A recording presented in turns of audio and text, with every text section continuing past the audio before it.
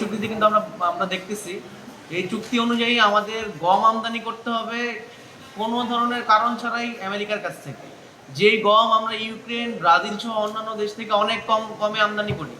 আমাদের তুলা আমদানি করতে হবে আমেরিকার কাছ থেকে, যেই তুলা আমরা অনেক কমে আমদানি করি অন্য দেশ থেকে।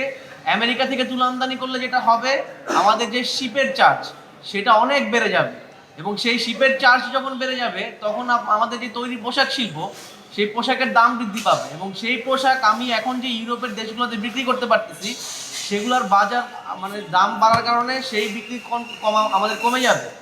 আরও একটা বিষয়, এই চুক্তি বাস্তবায়ন হলে আপনারা সবাই জানেন বাংলাদেশ তো একটা কৃষি প্রধান দেশ এবং আমরা খাদ্য ফসলে স্বয়ংসম্পন্ন।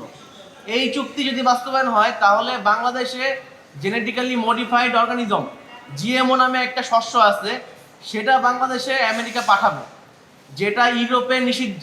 এই জিএমও ইউরোপে কিন্তু কোনো দেশে রপ্তানি করতে পারে না আমেরিকা।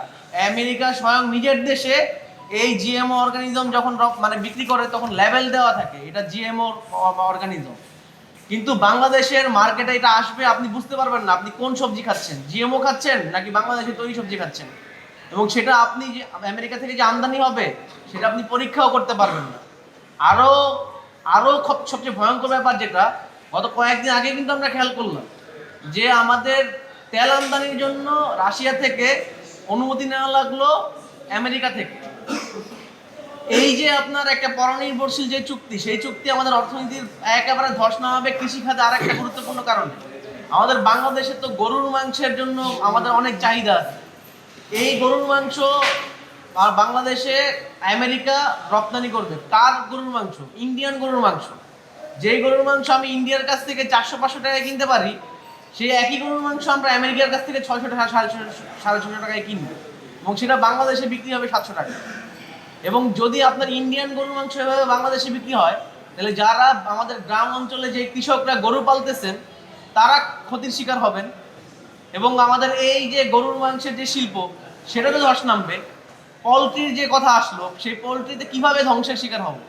এই যে ফার্মের মুরগি যে আমরা আমাদের যে বাজারে আমাদের সবাই আমরা মধ্যবিত্ত থেকে শুরু করে গরিব মেহনতি মানুষ আমরা খাই, সেই যে খাবারটা পোলট্রি মুরগির খাবার, সেই খাবারটা কিন্তু আমাদের দেশীয় শিল্পের মাধ্যমে উৎপাদিত হয়, এবং সেই খাবারটা আপনার কোনো ধরনের কারণ ছাড়াই, কোনো শর্ত ছাড়া আপনার আমদানি করতে হবে আমেরিকার কাছ থেকে।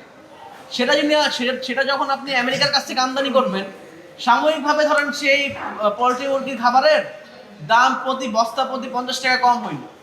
সেই 50 টাকা কমে যখন ব্যবসায়ীরা ওই খাবারের প্রতি ঝুঁকে যাবে, তখন আপনার দেশীয় ব্যবসায়ী যারা আছে তারা কিন্তু নিঃস্ব হবে, এবং পরে যখন এই বাজারটা আমেরিকান পোলট্রি মুরগির খাবার দখল করবে, পরে আমেরিকা আস্তে আস্তে বাজার দখল করে এটা দাম বাড়াইতে থাকবে।